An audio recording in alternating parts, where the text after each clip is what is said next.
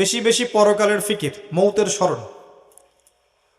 আরো দরকার আল্লাহর বেশি বেশি জিকির আজগার করা, নিত্যদিনের জিকির আজগারগুলো প্রতিদিন করা। আরো দরকার বেশি বেশি আল্লাহর কাছে দোয়া করা এবং নফল ইবাদত বাড়িয়ে দেয়া, দান সদাকা বাড়িয়ে দেয়া। এগুলো করতে থাকলে এবং একই সাথে মন থেকে যাবতীয় প্রকার রিয়া, হিংসা, অহংকার, গীবত, তহমদের সংস্কৃতি, আত্মহমিকা, মনের রোগ, এগুলো দূর করতে পারলে ইনশাল্লাহ দেখবেন আপনার কলবের মধ্যে আল্লাহর পক্ষ থেকে নূর আসবে ইনশাআল্লাহ তাআলা। আল্লাহ পাক আমাদের সবাইকে নূর দান করুন, আমিন।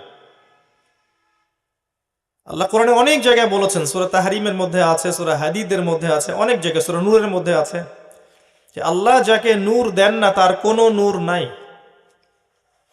মুমিনদের ব্যাপারে আল্লাহ পাক বলেছেন সূরা হাদীদের মধ্যে, কিয়ামতের দিন ইমানদারদের সামনে এবং ডান দিকে নূর থাকবে। কি থাকবে? ওই নূর দিয়ে তারা পথ চলবে। নূর মানে হচ্ছে আলো, আলো দিয়ে তারা পথ চলবে। মুনাফিকরা বলবে, নাকতাবিস মিন নূরিকুম, আমাদেরকে কিছু নূর দাও। বলা হবে, কিলা রুজিউ ওয়ারাকুম ফালতামিসু নূরা, পিছনে ফিরে যাও, ফিরে গিয়ে নূর তালাশ করো। দুনিয়ার জীবন তোমাদেরকে প্রতারিত করেছিল। সূরা তাহরিমে আছে, ইমানদাররা দোয়া করবে, রব্বানা আতমিম লানা নূরানা ওয়াগফির লানা ইন্নাকা আলা কুল্লি শাইইন কাদির। হে আল্লাহ, আমাদের উপর আপনার পক্ষ থেকে নূর দান করুন, আমাদেরকে রহম করুন, এবং আপনি প্রত্যেকটা বিষয়ের উপর কর্তৃত্বশীল। অনেক আয়াত আছে। দুনিয়ায় নূর অর্জন করতে না পারলে কবর আলোকিত থাকবে না। কবরে নূর না থাকলে পরকালে নূর পাওয়া যাবে না। আল্লাহ পাক আমাদের সবাইকে আল্লাহ নূর অর্জন করার তৌফিক দান করুন, আমিন। এর জন্য সবচেয়ে বড় চ্যালেঞ্জ হচ্ছে মনের খারাপ রিপুগুলোকে দূর করা। আমল করাটা সহজ, মনের মধ্যে হিংসা, বিদ্বেষ, গীবত, তহমতের সংস্কৃতি, সমালোচনার সংস্কৃতি, রিয়া, অহংকার দূর করাটা কঠিন। আত্মশুদ্ধি অর্জন করলে নূর পাওয়া যাবে ইনশাআল্লাহ তাআলা। আর এখন আত্মশুদ্ধির কথা তো বলাই হয় না, আত্মশুদ্ধি নিয়ে খুব একটা কথা বলা হয় না। এগুলো সুফিজম নয়, এগুলো ইহসান, এটার নাম ইহসান। নবী করিম সাল্লাল্লাহু আলাইহি ওয়াসাল্লামকে জিজ্ঞাসা করা হয়েছে, জিবরাইল আলাইহিস সালাম জিজ্ঞাসা করেছেন, ইয়া মুহাম্মদ আখবিরনি আনিল ইহসান, আমাকে ইহসান সম্পর্কে বলুন। নবীজি বলেছেন, আনতা আবুদুল্লাহ কাআন্নাকা তারাহ, তুমি এমন ভাবে আল্লাহর ইবাদত করবে যেন তুমি আল্লাহকে দেখতে পাচ্ছো। ওয়া ইল্লাম তাকুন তারাহ ফাইন্নাহু ইয়ারাক, তুমি যদি আল্লাহকে দেখতে না পাও, মনে রাখবে আল্লাহ তোমাকে দেখছেন। এই কনসিয়াসনেসের নাম হচ্ছে ইহসান। কখন আসবে? যখন আপনার কলবে নূর আছে। একটা কলব, হৃদয় যার মধ্যে অন্ধকার ভর্তি, জুলুমাত, একজন ব্যক্তি যে মাদকের সাথে সম্পৃক্ত, জিনার সাথে সম্পৃক্ত, পর্নোগ্রাফি দেখে, ফ্রি মিক্সিং করে, হারাম রিলেশনশিপ আছে, নামাজ পড়ে না, যাকাত দেয় না, মিথ্যা কথা বলে, প্রতারণা করে, ঘুষ খায়, দুর্নীতি করে, এসব কলবে কি আল্লাহ নূর আসবে? এগুলো কলব কখন আত্মশুদ্ধি অর্জন করতে পারবে? আগে খারাপ বিষয়গুলো ত্যাগ করতে হবে, তারপরে আপনি ইবাদত বাড়িয়ে দেন। অথবা ইবাদত এত বাড়ান যাতে ইবাদত করতে করতে আপনার খারাপ বিষয়ের প্রতি রুচি উঠে যায়। এটাও একটা টেকনিক। যে যত বেশি ইবাদত বাড়িয়ে দিবে, তার মনের মধ্য থেকে খারাপ বিষয়ের প্রতি আগ্রহ তত কমে যাবে। এভাবেও মানুষ ইনশাআল্লাহ পাপ থেকে বেঁচে থাকতে পারবে। আল্লাহ পাক তৌফিক দান করুন। কোরআন বেশি বেশি তেলাওয়াত করবেন, আল্লাহ পাক তৌফিক দান করুন, আল্লাহুম্মা আমিন। এছাড়া আরো অনেক ফজিলত আছে যেগুলোর কথা বলতে গেলে রাত শেষ হয়ে যাবে। কয়েকটা বলছে। রাতের বেলা সূরা মুলক তেলাওয়াত করবেন। কোন সূরা? কি ফজিলত? সূরা মুলকের তেলাওয়াত আপনাকে কবরের আযাব থেকে বাঁচিয়ে রাখবে ইনশাআল্লাহ। শুনলেন কি বললাম? সূরা মুলকের তেলাওয়াত আপনাকে কবরের শাস্তি থেকে বাঁচাবে ইনশাআল্লাহ। খুশি হন নাই? সুবহানাল্লাহ। উসমান রাদিয়াল্লাহু আনহু পরকালের আলোচনা শুনলে কান্নাকাটি করতেন না, খুব কম। যখনই তিনি কবরস্থান এর পাশ দিয়ে যেতেন এবং কবর দেখতেন, সাথে সাথে তিনি কান্নাকাটি শুরু করতেন বাচ্চাদের মতো। এতে করে তার দাড়ি ভিজে যেত। সাহাবা একরাম জিজ্ঞাসা করতেন যে, ইয়া আমিরুল মুমিনিন, আপনি এত আলোচনা হয়, আপনাকে কখনো এত কাঁদতে দেখি না। যখনই আপনি এই বাকরুল গারকাদের সামনে দিয়ে যান, তখনই এত কান্নাকাটি কেন করেন? তখন তিনি বলতেন, এটাই হচ্ছে প্রথম মঞ্জিল পরকালের, যে এখানে নাজাত পেয়ে যাবে ফাকাদ নাজা, সে ব্যক্তি নাজা পেয়ে যাবে। আর যে ব্যক্তি এখানে হালাক হয়ে যাবে ফাকাদ হালাক, সে হালাক হয়ে যাবে। তো এখন আমাদের মনগুলো এত শক্ত হয়ে গেছে, দেখবেন যে এই আলোচনাগুলো আমাদের মনে প্রভাব ফেলে না। মৌতের আলোচনা, কবরের আলোচনা কলবে প্রভাব ফেলে না। প্রভাব ফেলে ওয়াজ মাহফিলের নামে গান বাজনা, প্রভাব ফেলে ওয়াজ মাহফিলের নামে উল্টা উল্টা কেচ্ছা কাহিনী, গান বাজনা, দেহে অঙ্গভঙ্গি, রসতামাশা, এগুলো মানুষের মধ্যে অনেক প্রভাব ফেলে দেখি মাশাআল্লাহ। আর ঠিক না বেঠিক সংস্কৃতি খুব প্রভাব ফেলে, তাই না? মানুষের ঠিক বেঠিক বলাই কোরআন শোনা ঠিক বেঠিক হয়? বললেও ঠিক, না বললেও ঠিক। কথা ঠিক না বেঠিক? মাশাআল্লাহ, এটা প্রভাব ফেলে, তাই না? কবরের আলোচনা প্রভাব ফেলে না। মনে রাখবেন, উসমান রাদিয়াল্লাহু আনহু বলতে চাচ্ছেন, বুঝাতে চাচ্ছেন, এই মঞ্জিলে যে ব্যক্তি পার পেয়ে যাবে সে ব্যক্তি পরকালের অন্য সমস্ত মঞ্জিলে পার পেয়ে যাবে ইনশাআল্লাহ তাআলা। এখান থেকে বাঁচাবে কে আপনাকে? সূরাতুল মুলক তেলাওয়াত করে দেখেন একবার অর্থসহ, দেখবেন কেন এই সূরা কবরের আযাব থেকে বাঁচাতে পারে, আপনি বুঝে ফেলবেন ইনশাআল্লাহ তাআলা। এরপরে আপনি তেলাওয়াত করেন সূরাতুল কাহফ, প্রত্যেক জুমার দিনে তেলাওয়াত করেন, জুমার রাতেও করতে পারেন। এই সূরার তেলাওয়াত আপনাকে দাজ্জালের ফিতনা থেকে বাঁচাবে ইনশাআল্লাহ। কমপক্ষে প্রথম 10 এবং শেষের 10টা আয়াত মুখস্থ করবেন, পারবেন না? ইনশাআল্লাহ তাআলা, আল্লাহ পাক তৌফিক দান করুন। আয়াতুল কুরসি, সূরা বাকারার 255 নম্বর আয়াত। সূরা আয়াতুল কুরসি কত নম্বর আয়াত? 255 মুখস্থ আছে? প্রত্যেক ফরজ নামাজের পরে কয়বার? একবার। কি ফজিলত? এই ব্যক্তির জান্নাতে যাওয়ার জন্য একটাই বাধা, মৌত। মৌত হয়ে গেলেই কোথায় যাবে? জান্নাত ইনশাআল্লাহ তাআলা। আল্লাহ পাক সবাইকে আয়াতুল কুরসি মুখস্থ করার তৌফিক দান করুন, প্রত্যেক ফরজ নামাজের পর পড়ার তৌফিক দান করুন। আমলটা সহজ মনে হচ্ছে না? আমলটা কিন্তু কঠিন। কিভাবে কঠিন? 5 ওয়াক্ত নামাজ তো আগে পড়তে হবে, তাই না? 5 ওয়াক্ত নামাজ আগে পড়তে হবে, তারপরে আপনি আয়াতুল কুরসি পড়বেন। শুধু আয়াতুল কুরসির কথা বলা হয়নি এখানে, তো নামাজটা আগে। তারপরে আছে সূরা বাকারা এবং সূরা আলে ইমরান। সূরা বাকারা যেখানে তেলাওয়াত করা হয় সেখান থেকে শয়তান পালিয়ে যায়। সূরা বাকারার তেলাওয়াতে বরকত নেমে আসবে, সূরা বাকারার তেলাওয়াত ছেড়ে দিলে জীবনে আক্ষেপ নেমে আসবে। মনে রাখবেন, সূরা বাকারার তেলাওয়াত করলে জীবনে বরকত নেমে আসবে, আর সূরা বাকারার তেলাওয়াত যে ছেড়ে দিবে তার জীবনে আক্ষেপ নেমে আসবে। আমাদের জীবনে আক্ষেপ কেন এত? 2-4 দিন আগে আপনাদের এখানে একটা লেকচার দিয়েছিলাম ভালোবাসা নিয়ে, মনে আছে? কেউ হয়তো শুনেন নাই, ইউটিউবে শুনছেন। তো গতকালকেও মাশাআল্লাহ অনেক ভালোবাসলেন, তাই না? তো গতকালকেও দেখলাম নিউজে যে কিছু যুবক, তরুণ যুবক আক্ষেপ করছে, খুব আক্ষেপ। কি আক্ষেপ? যে তাদের গার্লফ্রেন্ড পায়নি তারা, এটাই আক্ষেপ। এবং মিছিল করছে, সংগঠন তৈরি করেছে। দেখবেন মানে কোন লেভেলে মানুষ চলে গেছে চিন্তা করেন। অনেকে ফাগুন পালন করলো, ভ্যালেন্টাইন্স পালন করলো, ওরা বিক্ষোভ মিছিল করছে কারণ আমরা গার্লফ্রেন্ড পাইলাম না কেন। সুবহানাল্লাহ। এবং এর ইউনিভার্সিটির ছাত্র কি শিক্ষায় শিক্ষিত হলো, কি শিক্ষায় শিক্ষিত করলো বাবা মা, আর কি শিক্ষায় শিক্ষিত করলাম আমরা ওদেরকে, যে ওরা বিক্ষোভ করছে কেন গার্লফ্রেন্ড পেলাম না। আজকে নিউজটা দেখবেন, টাটকা নিউজ। তো জীবনে কত আক্ষেপ, চাকরি পাচ্ছি না আক্ষেপ, ব্যবসা ভালো হচ্ছে না আক্ষেপ, পরিবারের শান্তি নেই আক্ষেপ, অনেক আক্ষেপ, তাই না? জীবনে আক্ষেপ নেমে আসার কারণ হচ্ছে আমি সূরা বাকারার তেলাওয়াত ছেড়ে দিয়েছি। সূরা বাকারার তেলাওয়াত শুরু করেন, দেখবেন জীবনে বরকত নেমে আসবে ইনশাআল্লাহ। এবং সূরা বাকারা এবং আলে ইমরান আপনার জন্য পরকালে সুপারিশ করবে ইনশাআল্লাহ। পরকালে সুপারিশ করা চারটাখানি কথা না। ওই দিন কোনো মানুষের জন্য কি করবে না?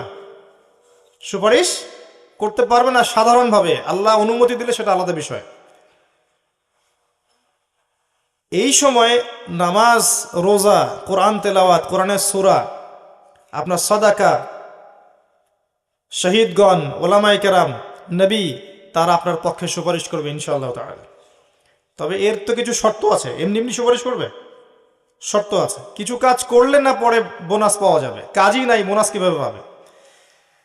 সূরা বাকারা এবং আলে ইমরান তেলাওয়াত করবেন। এরপরে আছে সূরা বাকারার শেষের 3 আয়াত। কয় আয়াত? অথবা 2 আয়াতও করতে পারেন। নবী সাল্লাল্লাহু আলাইহি ওয়াসাল্লাম বলেছেন রাতের বেলা মানে ওই পশ্চিমাদের মতো রাত নয় যে 12টার পরে রাত শুরু হয়, এমন নয়। রাতের সংজ্ঞা তো এখন আমরা বুঝি না, আমরা মনে করি রাত 12টা থেকে দিন 12টা এরকম বানিয়েছি না। ইসলামে রাত শুরু হবে সূর্য ডোবা থেকে। সূর্য ডুবে গেছে আপনার রাত শুরু, আর সূর্য যখন উঠবে তখন থেকে দিন শুরু। আমরা তো ব্রেইন ওয়াশ জাতি, যা বুঝিয়েছে তাই বুঝেছি আর কি। ইসলামে রাত শুরু হবে সূর্য ডোবা থেকে। সূর্য ডোবা থেকে নিয়ে আপনি আমলটা করতে পারবেন। সেটা হচ্ছে সূরা বাকারার শেষের 2টা বা 3টা আয়াত পড়বেন। সারা রাত ইবাদত করলে যে নেকি পেতেন, এই 3টা আয়াত তেলাওয়াত করলে সে নেকি পাবেন ইনশাআল্লাহ। এবং সারা রাত আপনার দৃশ্য অদৃশ্যের যে কোনো ক্ষতি থেকে আল্লাহ পাক আপনাকে হেফাজত করবেন ইনশাআল্লাহ, সূরা বাকারার এই শেষের 3 আয়াতের কারণে। মুখস্থ আছে কয়জনের? হাত তোলেন। সূরা বাকারার শেষের 3 আয়াত কয়জনের মুখস্থ আছে? তাহলে চিন্তা করেন, আল কোরআনের আলো ঘরে ঘরে কেন জ্বলবে না? প্রত্যেক ঘরে ঘরে তো কোরআন ঢোকেনি এখনো। ঢুকেছে? কোরআন আছে আপনার ঘরে। বাবা মারা গেলে বের করবেন, 40 দিনের দিন বের করবেন, বিবাহ বার্ষিকীর দিন বের করবেন, নতুন একটা ব্যবসা খুললে বের করবেন, বা বড় কোনো এক্সাম আছে, এক্সামে যাওয়ার আগের দিন সকালে বের করবেন। অথবা যদি এত সময় না থাকে তাহলে কোরআন কোনো হুজুরকে দ্বারা পড়াই নেবেন, নিয়ে সোয়াব বক্সাই নেবেন। আচ্ছা, সোয়াব বক্সানো গেলে গোনা বক্সানো যায় না? এটা আমার একটা প্রশ্ন, তো ভেবে আমাকে উত্তর দিয়েন। যে মনে করেন আমি কোরআন, আপনি আমাকে বাসায় ডাকলেন, ডেকে বললেন একটা খতম কোরআন পড়িয়ে দিতে, দিয়ে আমার সব সোয়াব এখন আমি আপনাকে বক্সাই দিব। তা আমি যদি দোয়ায় বলি আল্লাহ আমার আমল নামে যত গোনা আছে সব ওরা দিয়ে দাও, এটা বক্সানো যাবে না? তো চিন্তার বিষয় কিন্তু। তো কোরআন আমরা বের করি এইসব অকেশনে।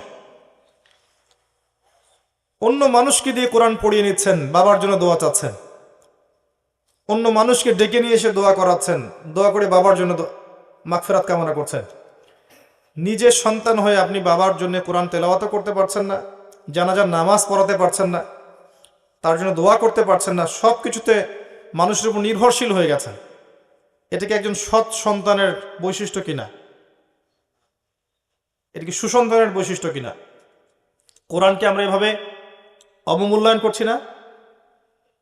নিজের পড়া উচিত, নিজে গবেষণা করা উচিত, নিজের বোঝা উচিত, মানুষের উপর নির্ভরশীলতা কমানো উচিত। হ্যাঁ, যেটা আপনি বুঝবেন না সেটা অবশ্যই আপনি এমন মানুষদেরকে জিজ্ঞাসা করবেন যাদের কাছে এগুলোর জ্ঞান আছে।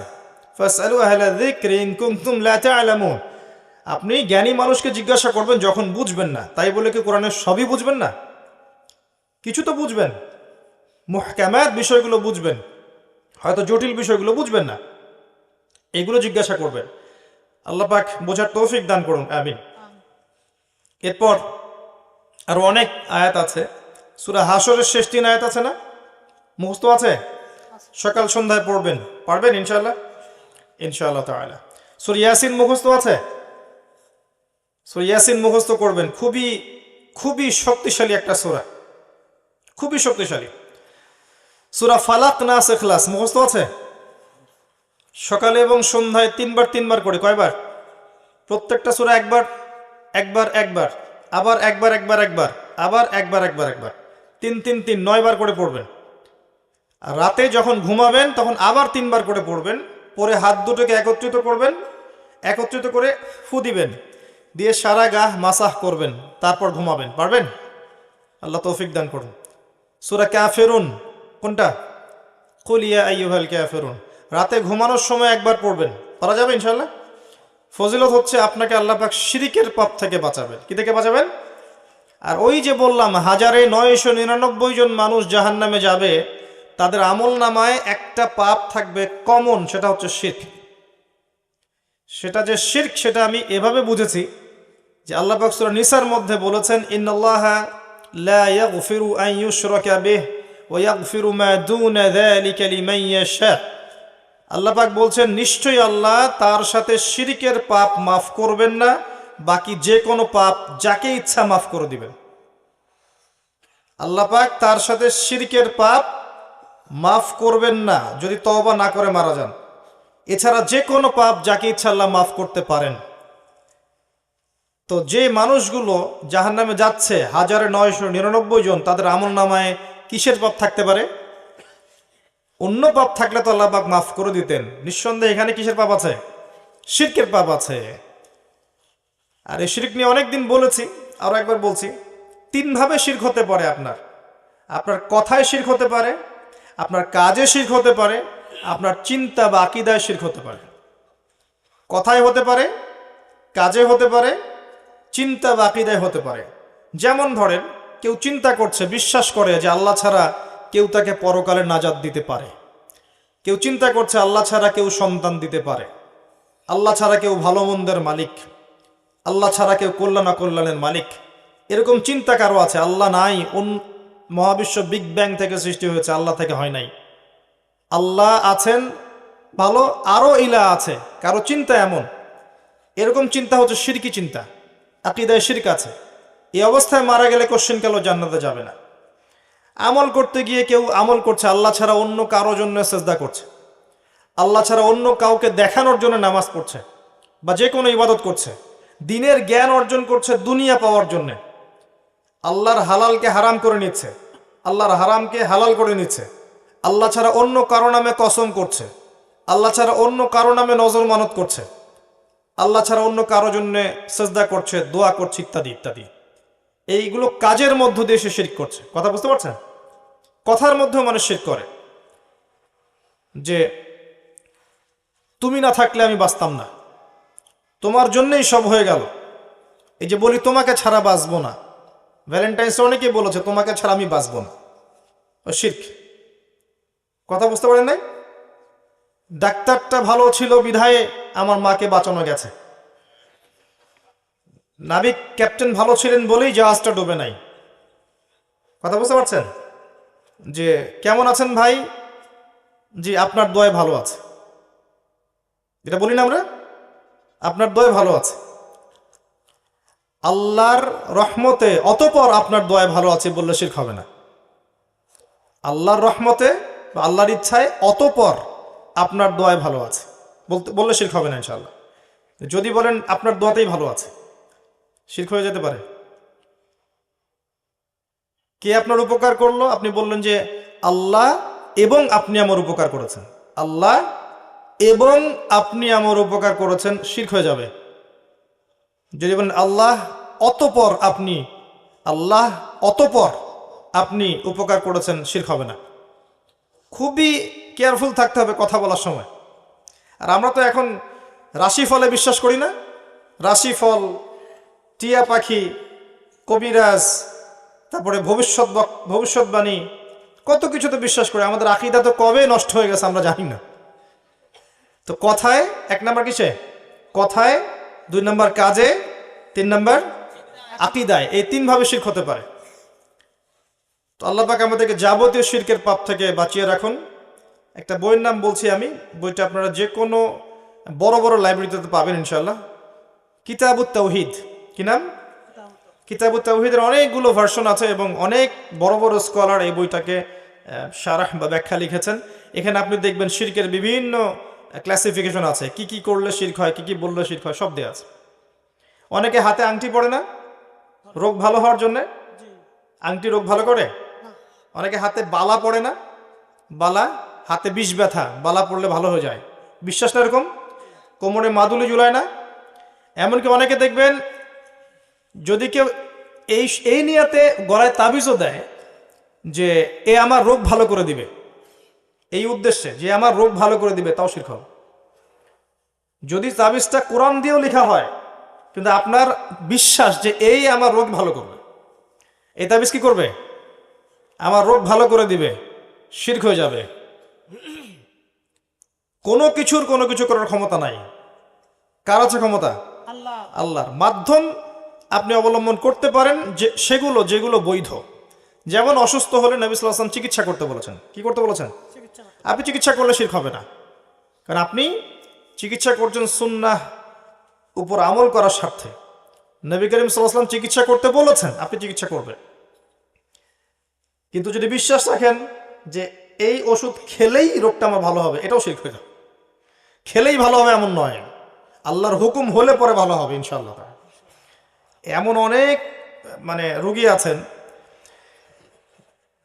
যাদের একটা রোগ আছে, সেম রোগ আরো অনেক রোগীর আছে, দেখবেন 50 জনের ভালো হয়েছে, বাকি 50 জনের ভালো হয় নাই। একই মূলনীতি মানলে বাকি 50 জনের কেন ভালো হলো না? কি সমস্যা? একই ওষুধ তো খেয়েছে। আল্লাহর কি লাগবে? হুকুম লাগবে। আল্লাহর হুকুম ছাড়া কাজ করবে না, আল্লাহর হুকুম ছাড়া প্রকৃতি নড়ে না। তো যে কথাটা বলতে গিয়ে এখানে আসলাম, যে সূরা কাফিরুন যদি আপনি তেলাওয়াত করেন ঘুমানোর আগে, আল্লাহ পাক আপনাকে শিরকের পাপ থেকে বাঁচিয়ে রাখবেন ইনশাআল্লাহ আযজা ওয়া জাল। আর এটা সবচেয়ে বড় পাপ। ইন্না শিরকা লাযুলমুন আযীম, শিরক সবচেয়ে বড় জুলুম। আর জুলুম কিয়ামতের মাঠে জুলুমাত হয়ে আসবে, অন্ধকার হয়ে আসবে। আল্লাহ পাক আমাদের সবাইকে শিরকের পাপ থেকে বাঁচিয়ে রাখুন, আল্লাহুম্মা আমিন। তো ভাই, তিলাওয়াতের কথা বলতে গিয়ে এতগুলো কথা এসেছি। আল্লাহর ওয়াস্তে কোরআন তেলাওয়াত করতে শেখেন, এবং কোরআন তেলাওয়াত করা শিখলে পরে আপনি হাদিসের বইগুলোও কিন্তু পড়তে পারবেন, যেগুলোতে জবরজের পেশ দেয়া আছে এগুলো পড়তে পারবেন। পারবেন না? এবারত যেগুলোতে দেয়া নাই সেগুলো হয়তো পড়তে পারবেন না। তো এখন অনেক প্রকাশনা বের হয়ে গেছে যেগুলোর মধ্যে জবরজের পেশ দেয়া আছে, নিচে অনুবাদও দেয়া আছে, আপনি চাইলে কিন্তু পড়তে পারবেন হাদিসের বইগুলো। মূল বই না, এগুলো হচ্ছে বিভিন্ন প্রকাশনার বই, এগুলো কিন্তু মূল হাদিসের বই নয়। আর মূল এবারত না পড়া শিখলে আপনি বড় বড় বইগুলো পড়তে পারবেন না, এবং এই যে গবেষণামূলক যে পড়াশোনা এটা করতে পারবেন না। এটা অনেক উঁচু লেভেলের পড়া, এর জন্য মাদ্রাসায় অনেক সময় দিতে হয়, আলেম ওলামার কাছে বছরের পর বছর বসে থেকে থেকে থেকে এগুলো শিখতে হয়। এটা পরের সাবজেক্ট। অ্যাটলিস্ট আপনি তেলাওয়াত করার জন্য যেটা প্রয়োজন সেটা শেখেন এবং নিয়মিত কোরআন তেলাওয়াত করেন। এটা আমার অনুরোধ। আল্লাহ পাক আপনাদের সবাইকে নিয়মিত কোরআন তেলাওয়াত করার তৌফিক দান করুন, আমিন। আমাকেও দান করুন, আমিন। এরপরে চেষ্টা করতে হবে অর্থটা বোঝার জন্য, এবং অর্থ বোঝার জন্য কয়েকটা অপশন আছে। একটা অপশন হচ্ছে আপনি আরবি ভাষা শিখলেন, নাহু সরফের বইগুলো পড়লেন, মাদ্রাসায় গেলেন, ওস্তাদদের কাছে পরামর্শ করে শিখলেন। শেখার পরে আপনি তাদের সাথে নিয়মিত যোগাযোগ রেখে কোরআনের অনুবাদগুলো শিখছেন, এটা একটা অপশন। আর কারো এই সুযোগ নাই, হয়তো জেনারেল লাইন দীর্ঘদিন পড়াশোনা করেছেন, এখানে যাওয়ারও সুযোগ নাই, তাদের জন্য অপশন হচ্ছে বিশুদ্ধ কোনো তাফসিরের বই নেন। আপনি যে তাফসিরটাকে বা অনুবাদটাকে, বঙ্গানুবাদকে বিশুদ্ধ মনে করছেন, যেটা আপনার কাছে ভালো মনে হয় সেটাই কেনেন। কিনে প্রতিদিন 10টা 20টা 30টা করে আয়াতের অর্থগুলো দেখেন, অ্যাটলিস্ট অর্থগুলো দেখেন। আমি বলছি না যে অর্থগুলো জানলে আপনি মুফতি হয়ে যাবেন, ব্যাপারটা এমন নয়। শুধু জানার জন্য দেখেন যে আল্লাহ পাক সেখানে কি বলেছেন। অর্থটা না বুঝলে আপনি কোরআনের মূল মেসেজটা পাবেন না, এবং অর্থ বুঝতে গিয়ে আপনি অনেক কিছুই বুঝবেন না। তখন সরাসরি আলেমদের কাছে আসবেন, জিজ্ঞাসা করে জেনে নেবেন, পারা যাবে ইনশাআল্লাহ। ইনশাআল্লাহ তাফসিরে জালালাইন আছে, মাআরিফুল কোরআন আছে, তাফসির ইবনে কাসির আছে, যেটা আপনার কাছে ভালো মনে হয় কিনেন, বা একাধিক তাফসির কিনেন, বাসায় নিয়মিত একটু পড়াশোনা করেন। ইনশাআল্লাহ দেখবেন আপনি কোরআনের হয়তো 100% বুঝতে পারছেন না, 20%, 30%, 40% বুঝতে পারবেন ইনশাআল্লাহ। এটাও কিন্তু কম নয়, এটাও কম নয়। আল্লাহর কিতাবের 50% আপনি বুঝতে পারছেন, এটাও কিন্তু কম নয়। যতটুকু বুঝবেন এতটুকুর উপরে আপনি মানুষকে দাওয়াত দিতে পারেন। যেটা আপনি বুঝতে পারছেন না সেটা আলেম ওলামার কাছে যাবেন, জিজ্ঞাসা করবেন, তারপর জেনে নেবেন। আর সারা জীবন পড়াশোনা করলেও কোরআনের জ্ঞান শেষ হবে না, হবে? শতাব্দীর পর শতাব্দী যদি আমরা পড়াশোনা করি, তারপরেও কিন্তু কোরআনের জ্ঞান অর্জন করা শেষ হবে না। তারপরেও কি জ্ঞান অর্জনের পথ ছেড়ে দিবেন? পড়াশোনা করবেন, নিয়মিত পড়াশোনা করবেন। আল্লাহ পাক তৌফিক দান করুন, আমিন। আরেকটা কাজ আছে যে আদেশ নিষেধ মানা।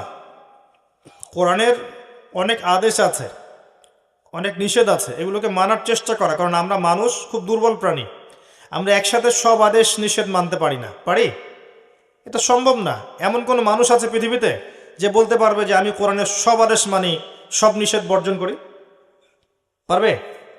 বলা এত সহজ না। এটা আমার মনে হয় না আমরা কেউ করতে পারি, এত সহজ না। নবী করিম সাল্লাল্লাহু আলাইহি ওয়াসাল্লাম করে দেখিয়েছেন, দেখেন নাই? নবী সাল্লাল্লাহু আলাইহি ওয়াসাল্লামের চরিত্র সম্পর্কে জিজ্ঞাসা করা হচ্ছিল আয়েশা রাদিয়াল্লাহু আনহাকে, যে তার চরিত্র কেমন ছিল। তিনি বলছেন তার চরিত্র ছিল কোরআনের মতো। কার মতো? কোরআনে যা আছে তাই তার চরিত্র। আর আমরা আদেশ নিষেধ মানার ক্ষেত্রে অনেক সময় কিছু পারবো কিছু পারবো না, তাই বলে ছেড়ে দেয়া যাবে না, চেষ্টা করতে হবে যতটা পারা যায়।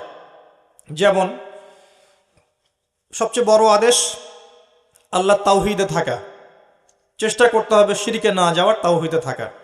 সবচেয়ে বড় আদেশগুলোর মধ্যে একটা হচ্ছে সুন্নতে থাকা। চেষ্টা করতে হবে নবীর সুন্নতে থাকা, এর বাইরে না যাওয়া। যদি চলে যাই তওবা করে ফিরে আসা। অনেক বড় আদেশ হালাল খাওয়া। চেষ্টা করতে হবে হালাল খেতে। যদি না পারি কোনো কারণে, বাধ্য হয়ে যাই, আল্লাহর কাছে দোয়া করতে হবে, আল্লাহ আমার জন্য হালাল রিজিকের পথ প্রশস্ত করে দাও, আমি হারাম থেকে তওবা করে ফিরে আসতে চাই। পারা যাবে না? অনেক বড় আদেশ পর্দা। চেষ্টা করতে হবে খাস পর্দায় থাকার। যদি কোনো কারণে ছুটে যায় আবার তওবা করে ফিরে আসতে হবে। পারা যাবে না ইনশাআল্লাহ? কোরআনের বড় বড় আদেশ, যেমন পিতামাতার খেদমত করা, মুসলিম উম্মার মধ্যে ঐক্যের চেষ্টা করা, বিভক্তি না ছড়ানো, জ্ঞান অর্জন করা, বড় বড় আদেশ, আল্লাহ রসুলের আনুগত্য করা, কোরআনের বিধিবিধান মেনে চলা, মানুষকে কোরআনের পথে ডাকা, ঈমান আনা, আমলে সালেহ করা, হকের দাওয়াত দেয়া, সবর করা, আত্মীয়তার সম্পর্ক বজায় রাখা, সত্যের উপর থাকা, সত্য বলা, অনেক আদেশ আছে। সবগুলো আদেশ যদি আমরা পালন করতে নাও পারি, চেষ্টা করতে হবে যতটুকু পারা যায় ওই পারা অংশটুকু নিয়েই ইনশাল্লাহ পরকালে আমরা উঠবো ইনশাআল্লাহ তাআলা। আল্লাহ চাইলে আমাদের সমস্ত সগীরা গুনাহ মাফ করে দিতে পারেন, যদি আমাদের মধ্যে কবিরা গুনাহগুলো না থাকে। আল্লাহ পাক আমাদের সমস্ত সগীরা গুনাহ মাফ করতে পারেন যদি কবিরা গুনাহ না থাকে। একই সাথে যে নিষেধগুলো আছে এগুলোকে বর্জন করার চেষ্টা করা। যেমন সবচেয়ে বড় নিষেধ শিরিক করা যাবে না, সবচেয়ে বড় নিষেধ বিদআতে যাওয়া যাবে না, কুফরি করা যাবে না, হারাম খাওয়া যাবে না, সুদ নিষেধ, জিনা ধার কাছে যাওয়াও নিষেধ, ধার কাছে যাওয়াও নিষেধ। আর আমরা তো ওটাকে বানিয়েছি কাছে আসার গল্প, তাই না? জিনার ধার কাছে যাওয়াও নিষেধ। অপবাদ, ব্যভিচার, বেহায়াপনা, অশ্লীলতা, সুদ, ঘুষ, দুর্নীতি, চুরি ডাকাতি সব নিষেধ না? মিথ্যা বলা, মিথ্যা অপবাদ দেয়া, জুলুম করা, কারো উপর অন্যায় অত্যাচার করা, এগুলো নিষেধ না? চেষ্টা করতে হবে সমস্ত নিষেধ বর্জন করার জন্য। যদি না পারি, ভুল হয়ে যায়, তওবা করে আবার ফিরে আসতে হবে। ভুল হয়ে গেলে আবার তওবা করতে হবে, আবার ভুল হলে আবার তওবা করতে হবে, তওবা করতেই থাকতে হবে। যতবার ভুল হবে ততবার তওবা করে ফিরে আসতে হবে। পারা যাবে ইনশাআল্লাহ? নবী সাল্লাল্লাহু আলাইহি ওয়াসাল্লাম দিনে 100 বার তওবা করতেন। কতবার? তার কি গুনাহ ছিল? তার কোনো গুনাহ ছিল? তার সামনেও কোনো গুনাহ ছিল না, পিছনেও কোনো গুনাহ ছিল না, তারপরেও তিনি দিনে 100 বার তওবা করতেন। বলেন সুবহানাল্লাহ। আমরা দিনে 100 বার পড়তে পারি না আস্তাগফিরুল্লাহ ওয়া আতুবু ইলাইহি? পারা যাবে না? কতক্ষণ সময় লাগবে পড়তে? 5 মিনিট? 5 মিনিটও লাগবে না। আস্তাগফিরুল্লাহ ওয়া আতুবু ইলাইহি 100 বার পড়তে 5 মিনিট লাগবে? দিনে কয়েকটা আমল করবেন, কিছু পারেন না পারে আমি শিখিয়ে দিচ্ছি, যেগুলো আমি চেষ্টা করি সেটা আপনাকে বলবো, না হলে আমি বিপদে পড়ে যাব। খুব সহজে 100 বার সুবহানাল্লাহ পড়া যায়। পড়া যায় না? কাজ করতে করতে পড়া যায় না? গাড়ি চালাচ্ছেন পড়া যায় না? যায় কিন্তু। বাইক ড্রাইভ করছেন পড়া যায় না? ট্রাফিক জ্যামে বসে আছেন পড়া যায় না? সময় কাজে লাগান, 100 বার সুবহানাল্লাহ পড়তে পারবেন? আমল নামায় 1000 নেকি হবে। আমল নামায় 1000 নেকি হবে। বেশি বেশি পড়তে পারবেন? লা ইলাহা ইল্লাল্লাহ পড়া যাবে? 100 বার পড়া যাবে? সুবহানাল্লাহি ওয়া বিহামদিহি সুবহানাল্লাহিল আযীম পড়া যাবে? 100 বার আস্তাগফিরুল্লাহ ওয়া আতুবু ইলাইহি পড়া যাবে? একটু পড়া যাবে লা হাওলা ওয়ালা কুওয়াতা ইল্লা বিল্লাহ? সংখ্যা নির্ধারণ করলেন না, পড়তে থাকলেন লা হাওলা ওয়ালা কুওয়াতা ইল্লা বিল্লাহ পড়া যাবে? অন্তত 10 বার পড়া যাবে লা ইলাহা ইল্লাল্লাহ ওয়াহদাহু লা শারীকা লাহ লাহুল মুলক ওয়া লাহুল হামদ ওয়া হুয়া আলা কুল্লি শাইইন কাদির পড়া যাবে? সকালে 10 বার, সন্ধ্যায় 10 বার। সকালে 10 বার, সন্ধ্যায় 10 বার, এতটুকু পড়া যাবে? আল্লাহুম্মা সাল্লি ওয়া সাল্লিম আলা নবিয়িনা মুহাম্মদ দরুদ শরীফ পড়া যাবে? সকালে 10 বার, সন্ধ্যায় 10 বার। নবী সাল্লাল্লাহু আলাইহি ওয়াসাল্লামের সুপারিশ তার উপর ওয়াজিব হয়ে যাবে ইনশাআল্লাহ। এগুলো সহজ আমল না? নিয়মিত করা যায় না? নিয়মিত আমলে না থাকলে ভাই পাপ থেকে দূরে থাকা এত সহজ নয়। নিয়মিত আমল না করলে কলবে মরিচা ধরবেই। আর একদিন 2 দিন 3 দিন 1 মাস 1 বছর না করতে করতে কলব দিয়ে দুর্গন্ধ বের হবে। তখন এত সহজে মানুষকে ভালো পথে আনা যাবে না। আল্লাহ পাক আমাদের সবাইকে নিয়মিত জিকির আজগারগুলো করার তৌফিক দান করুন, আমিন। একটা বইয়ের নাম বলছি, এর মধ্যে সমস্ত জিকির আজগার দোয়াগুলো পাবেন। বলবো? এটার অ্যাপস পাওয়া যায় গুগল প্লে স্টোরে, অ্যাপসটাও ডাউনলোড করতে পারেন। হিসনুল মুসলিম, কি নাম? হিসনুল মুসলিম বইটা কিনেন, সমস্ত দোয়া দেয়া আছে, ফজিলত দেয়া আছে, ঝাড়ফুঁকের চিকিৎসাও দেয়া আছে। এটার অ্যাপসও আছে, গুগলে ডাউনলোড করেন। আজে বাজে অ্যাপস ডিলিট করেন, আজে বাজে অ্যাপসগুলো ফেলে দেন। কতগুলো গেমস আছে মোবাইলে? কার কার মোবাইলে গেমস আছে হাত তোলেন দেখি। লজ্জার কিছু নাই, হাত তোলেন। সাহস করে বলছে ডিলিট করেন। 1 মিনিট সময় দিলাম, এখনই ডিলিট করেন, আনইনস্টল করেন। কারো ফোনের জন্য গেমস না থাকে। পাবজি আছে কার কার মোবাইলে? হাত তোলেন। ফ্রি ফায়ার কার কার মোবাইল আছে? এখনই আনস্টল করেন করে হিসনুল মুসলিম অ্যাপসটা ডাউনলোড করেন। প্রত্যেক দিন ঘুমানোর সময় অ্যাপসটা পড়বেন। পারা যাবে? ওয়াদা করেন প্রত্যেক দিন ঘুমানোর সময় এই অ্যাপসটা দেখবেন কি কি লেখা আছে, কোন কোন দোয়া, এবং ছোট ছোট দোয়াগুলো মুখস্থ করবেন। এই যে বাজারে যান না, বাজারে দিনে একবার করে যান না? যান তো সবাই। বাজারে গিয়ে যদি একটা দোয়া কেউ পড়ে, একটা দোয়া, মাত্র একটা দোয়া, তার আমল নামায় 10 লাখ নাকি লেখা হয়। কত লাখ? 10 লাখ। লা ইলাহা ইল্লাল্লাহ ওয়াহদাহু লা শারীকা লাহ লাহুল মুলক ওয়া লাহুল হামদ ইউহয়ী ওয়া ইউমীত ওয়া হুয়া হাইয়্যুন লা ইয়ামুত বিয়াদিহিল খায়রু কুল্লুহু ওয়া হুয়া আলা কুল্লি শাইইন কাদির। 10 লক্ষ নাকি লেখা হয়ে গেছে। বাজারে গিয়ে পড়বেন, দিনে একবার বাজারে যাবেন, গিয়ে দোয়াটা পড়ে চলে আসবেন। সিরিয়াসলি, আব্দুল্লাহ বিন ওমর রাদিয়াল্লাহু আনহু বাজারে যেতেন ইচ্ছা করে সালাম দেওয়ার জন্য, দোয়া পড়ার জন্য। তাদের তো চিন্তা ছিল পরকাল কেন্দ্রিক, পরকালের ব্যবসায় কেমন করে লাভ করব আমরা। আর আমাদের চিন্তা কি কেন্দ্রিক? দুনিয়া কেন্দ্রিক। বাজারে যাব পণ্য কিনতে, তারা বাজারে গিয়েছেন বিনা প্রয়োজনে দোয়া পড়ার জন্য। যাই হোক, এই দোয়াগুলো করবেন, ডেইলি জিকির আজগারগুলো করবেন। আল্লাহ পাক সবাইকে নিয়মিত জিকির করা তৌফিক দান করুন, আমিন। এতে করে আপনার কলব পরিচ্ছন্ন হবে ইনশাআল্লাহ তাআলা। কোরআনে আদেশ নিষেধ মানার পর একটা বড় কাজ আছে, এটা হচ্ছে এর দাওয়াত মানুষের কাছে প্রচার করা। কি প্রচার করবেন? যতটুকু আপনি জানেন এতটুকু প্রচার করবেন। যে বিষয়ে আপনার জ্ঞান নাই সেটা প্রচার করবেন না। বাল্লিগু আন্নী ওয়ালাউ আয়া, একটা আয়াতও যদি জানো আমার পক্ষ থেকে, এটা প্রচার করো। যেটা আপনি জানেন না সেটা আপনি প্রচার করবেন না। আপনার দাওয়াতে যদি মানুষ আল্লাহর পথে ফিরে আসে, ভালো হয়, এই সমস্ত মানুষের আমল নামায় যে নেকি লেখা হবে এর একটা অংশ আপনি পাবেন ইনশাআল্লাহ তাআলা। আলী রাদিয়াল্লাহু আনহুকে নবী সাল্লাল্লাহু আলাইহি ওয়াসাল্লাম বলেছিলেন, লাউ ইয়াহদি আল্লাহু বিকা রাজুলান ওয়াহিদা, যদি আল্লাহ পাক তোমার দ্বারা একজন ব্যক্তিকে হেদায়েত করান, খায়রুল লাকা আন তাকুনা মিন হুমুরিন নাআম, তোমার আমল নামায় মানে লাল উট কোরবানি করলে যত নেকি হয় তার চেয়ে বেশি নেকি তুমি পাবে ইনশাআল্লাহ। লাল উট মানে কি জানেন? বিএমডাব্লিউ বোঝেন? আরবে সবচেয়ে দামি যে বাহন ছিল তার নাম হচ্ছে লাল উট, সবচেয়ে দামি উট। এখনকার বিএমডাব্লিউর মতোই। আল্লাহর পথে দান করা এত সহজ? একজন ব্যক্তিকে একটা আমলের কথা বলেছেন, ইমানের কথা বলেছেন, আল্লাহর দিকে ডেকেছেন, সে নামাজ শুরু করেছে আপনার কথা শুনে দাড়ি ছেড়ে দিয়েছে, সুদ ছেড়ে দিয়েছে, দাড়ি লম্বা করেছে, টাকনুর উপরে কাপড় পড়ছে আপনার দাওয়াতে। এই ব্যক্তি সারা জীবন যে নেক আমলগুলো করবে আপনি তার একটা অংশের ভাগীদার হবেন ইনশাআল্লাহ।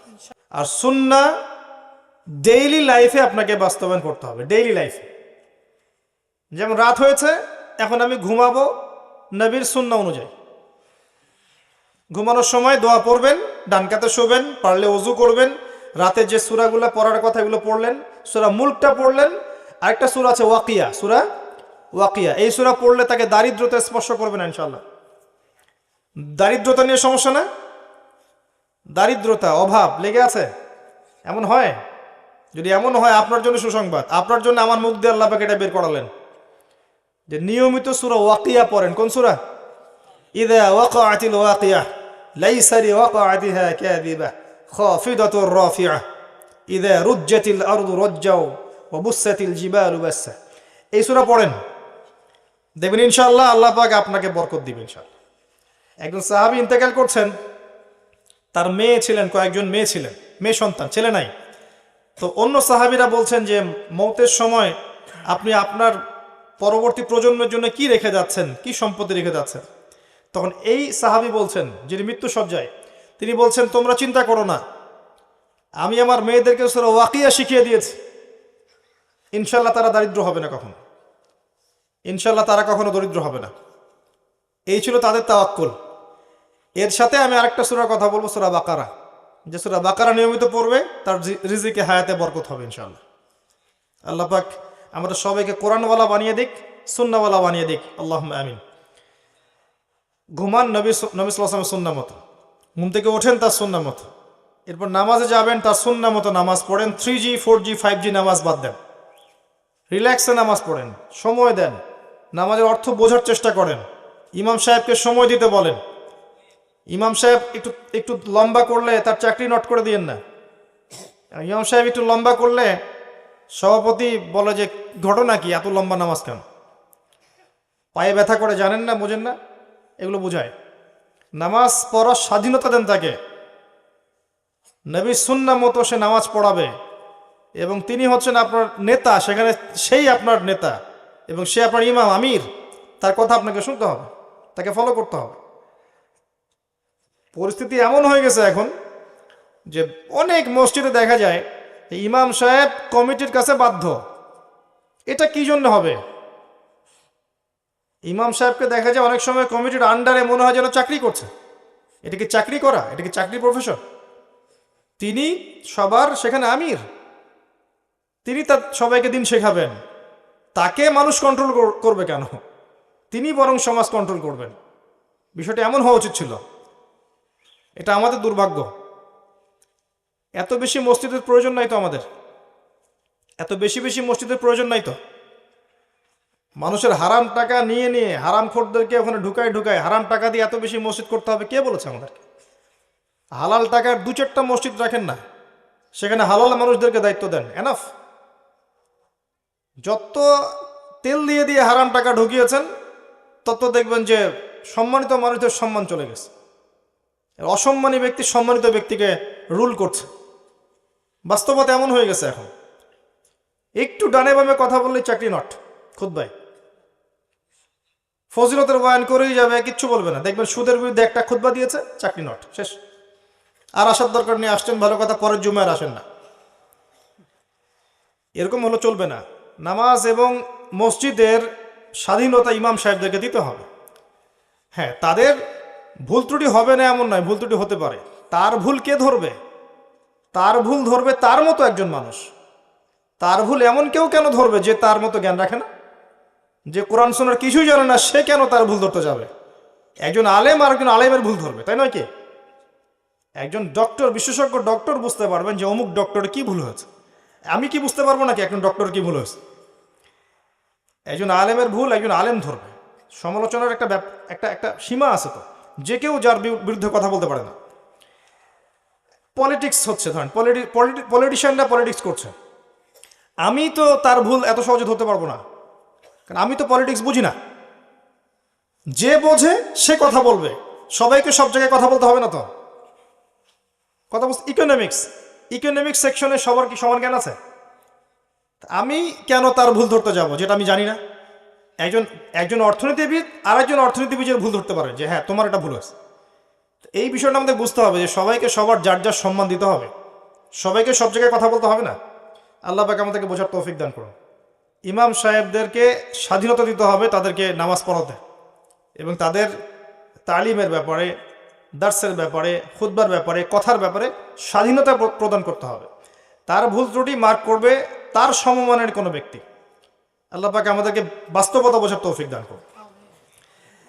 নামাজ তার মতো করে পড়েন, 3G 4G নামাজ পড়েন না। রমজান মাস আসলে আমাদের নামাজ আর নামাজ থাকে না, খেয়াল করে দেখছেন? রুকু ঠিক থাকে না, সেজদা ঠিক থাকে না। এত দ্রুত নামাজ কেন পড়তে হবে?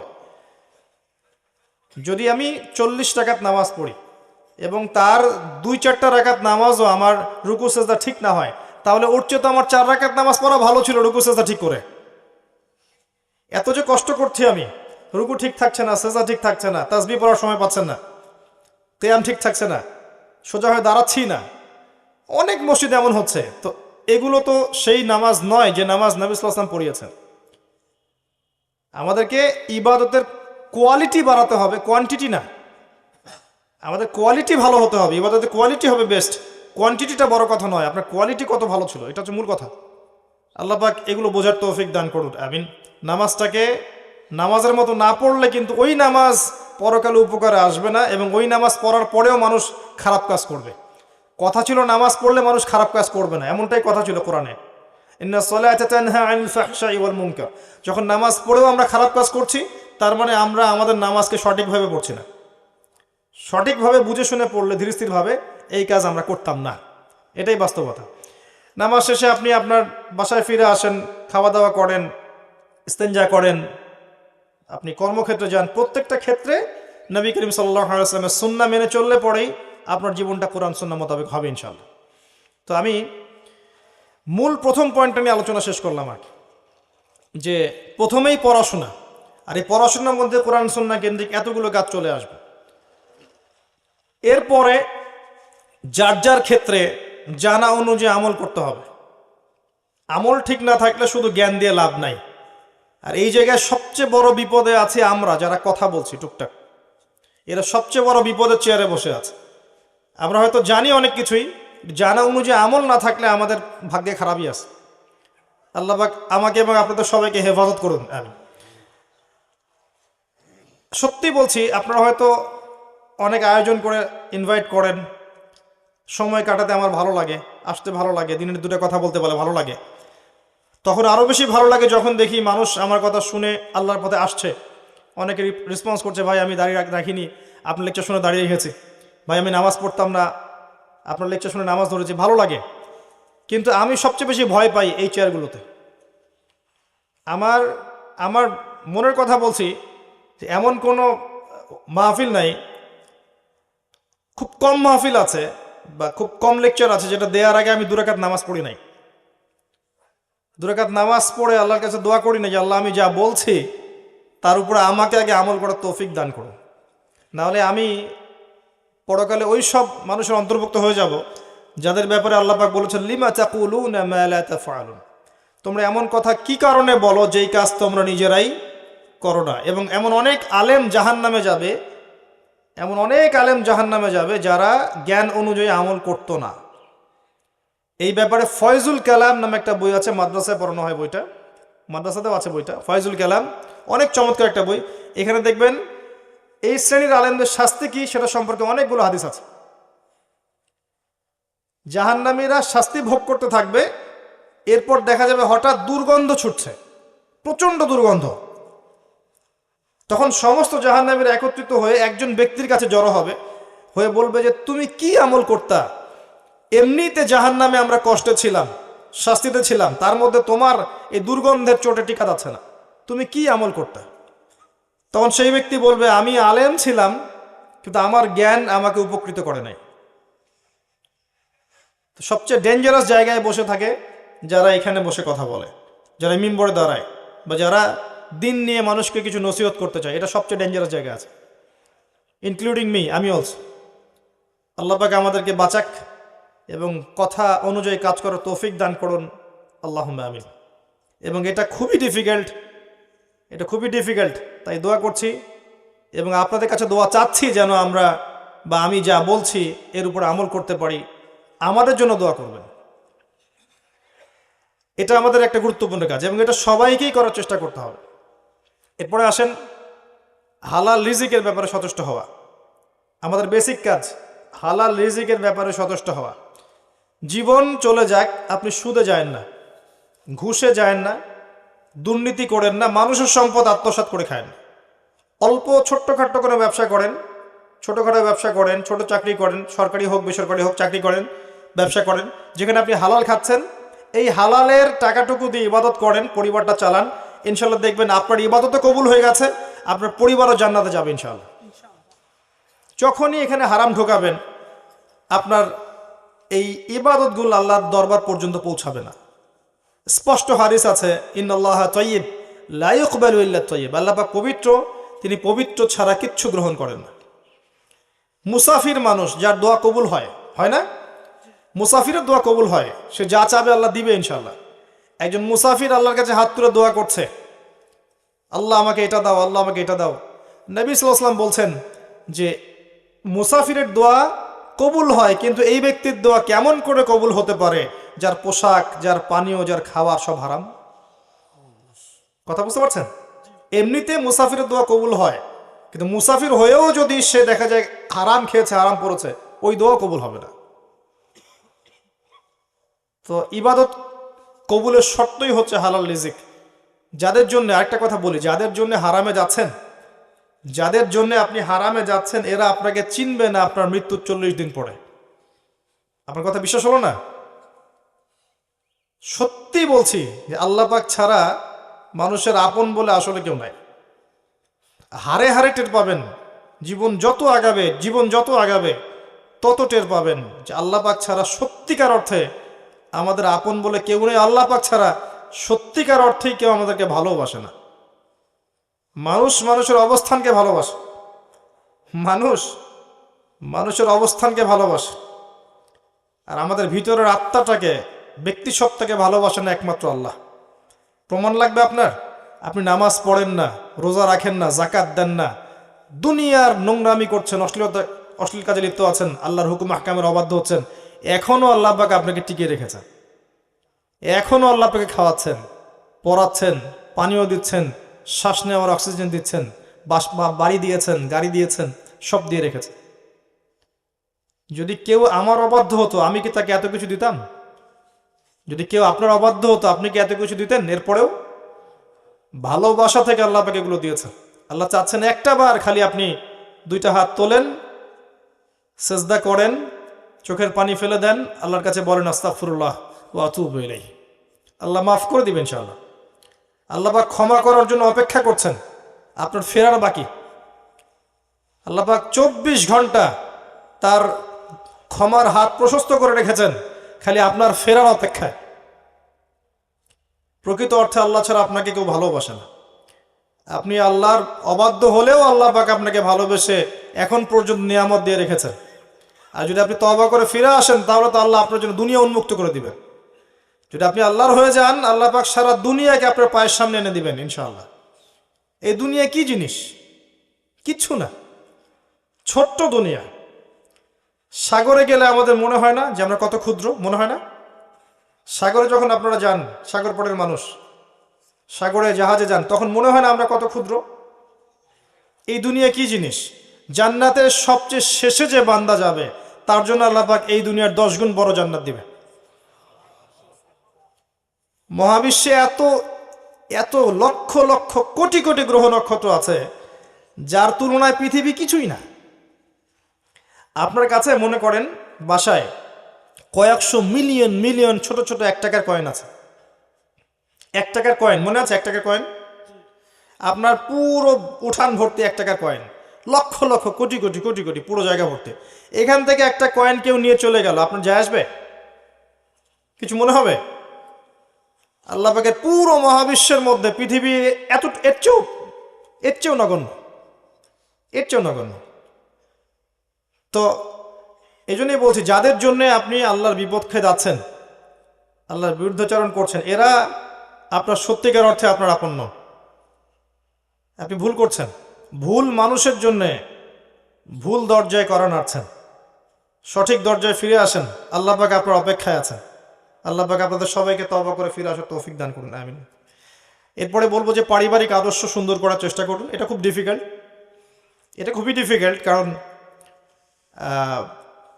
পরিবারের লোকজন কথা খুব একটা শুনতে চায় না। আর যারা জন্মসূত্রেই ইসলামিক পরিবার পেয়েছেন, তারা সৌভাগ্যবান। আমি বলবো তারা সৌভাগ্যবান। যারা আলেম পরিবারে জন্ম নিয়েছেন, বাবা আলেম, মা আলেমা, বাবা হাফেজ, মা হাফেজা, একটা রুহানি পরিবেশ ছিল, তারা সৌভাগ্যবান। এই সৌভাগ্য সবার হয় না, 95%-এরই হয় না। বেশিরভাগই এসব বাইরের পরিবারে জন্ম নেওয়া, যেখানে বাবা হয়তো নামাজ পড়ে, মা পড়ে না, মা পড়ে, বাবা পড়ে না, হারাম রিজিক আছে, বোন পর্দা করে না, স্ত্রী কথা শোনে না, এমন না? ম্যাক্সিমাম পরিবার দেখবেন এখন এমন। এখানে ইসলামিক আদর্শ এস্টাবলিশ করা সো ভেরি ডিফিকাল্ট। এখানে আমি যতটুকু বুঝেছি এটা হচ্ছে নিজে আগে আমল করে দৃষ্টান্ত স্থাপন করেন। অন্যরা কথা শোনে না শোনে নাই, আমাদের কথা তো এখনো শোনে না মানুষ। আপনারা কথা শুনছেন না, দেখবেন বংশের লোকজন অনেকেই কথা শুনবে না, মনে করবে ওরা অনেক কিছু। ব্যাপারটা এমনই ছিল, ইব্রাহিম আলাইহিস সালামের বাবা কথা শোনে নাই, নূহ আলাইহিস সালামের স্ত্রী কথা শোনে নাই, নূহ আলাইহিস সালামের সন্তান কথা শোনে নাই, লূত আলাইহিস সালামের স্ত্রী কথা শোনেনি, মুহাম্মদ সাল্লাল্লাহু আলাইহি ওয়াসাল্লামের চাচারা কথা শোনে নাই। ব্যাপারটা এমনই ছিল শুরু থেকেই। নিজের মানুষটা দাম দেয় কম, বাস্তবতা এগুলা। তো নিজে আমল করে একটা দৃষ্টান্ত স্থাপন করেন, এরপর আপনি সাধ্যমতো দাওয়াত দেন বাবাকে, মাকে, ভাইকে, বোনকে, স্ত্রী সন্তানকে। এরপর স্ত্রী সন্তানকে নিয়ে আপনি স্বতন্ত্র পরিবারে থাকেন, যেখানে আপনার কর্তৃত্ব চলবে। কারণ আপনি আপনার পিতাকে চার্জ করতে পারবেন না। ধরেন আপনার পিতা নামাজ পড়ে না, আপনি কি তাকে চার্জ করতে পারবেন? তার উপরে আপনি কি কড়া হতে পারবেন, কঠোর হতে পারবেন? পারবেন না। কিন্তু আপনার সন্তান যদি 10 বছর বয়সে নামাজ না পড়ে, তখন আপনি তার উপর কঠোর হতে পারবেন। আপনি আপনার পরিবারটাকে গুছিয়ে নেন। এরপরেও যদি দেখেন দীর্ঘদিন ধরে আপনি দাওয়াত দিতেই আছেন, ইসলাম সংশোধন করার চেষ্টা করতেই আছেন, কিছুতেই কোনো কাজ হচ্ছে না, একা একা পরকালের ফিকির করেন, একাই থাকেন, পরকালের ফিকির করেন, এছাড়া কোনো গতি থাকবে না। আল্লাহ পাক তারপরেও আমরা চেষ্টা করব আমরা যেন আমাদের নিজেদের এবং পরিবারের বর্গকে জাহান্নামের আগুন থেকে বাঁচাতে পারি। আল্লাহ পাক তৌফিক দান করুন, আমিন। এবং আল্লাহ পাক আমাদের সবার পরিবারে আল্লাহর হেদায়েত এবং নূর নাজিল করুন, আমিন। এরপর একটা কাজ, এটা আমাদের করা জরুরি, এটা হলো নিজেদের স্বার্থ মতো দিনের দাওয়াত দেয়া, সাধ্য মতো এবং দিনের স্বার্থে। কিন্তু মানুষের সাথে জড়িত পাপ, কাবা ঘরের গেলাফ ধরে কাঁদলে মাফ হবে না। অন্যের হক নষ্ট করা পাপ কাবার গেলাফ ধরে মাফ হবে না। কথাগুলো এই কারণে বললাম, মিসকিনের সংজ্ঞা দিতে গিয়ে। সবচেয়ে বড় মিসকিন কারা? তাহলে যারা পরকালের মাঠে মানুষের সাথে জড়িত হক নিয়ে হাসর করবে। আল্লাহ পাক আমাদেরকে হেফাজত করুন এটা থেকে, আল্লাহুম্মা আমিন। সবচেয়ে বড় মিসকিন সেই ব্যক্তি যে কিয়ামতের দিনে নামাজ, রোজা, হজ, যাকাত অনেক নেকি নিয়ে উঠবে, পাহাড় সমান নেকি নিয়ে উঠবে,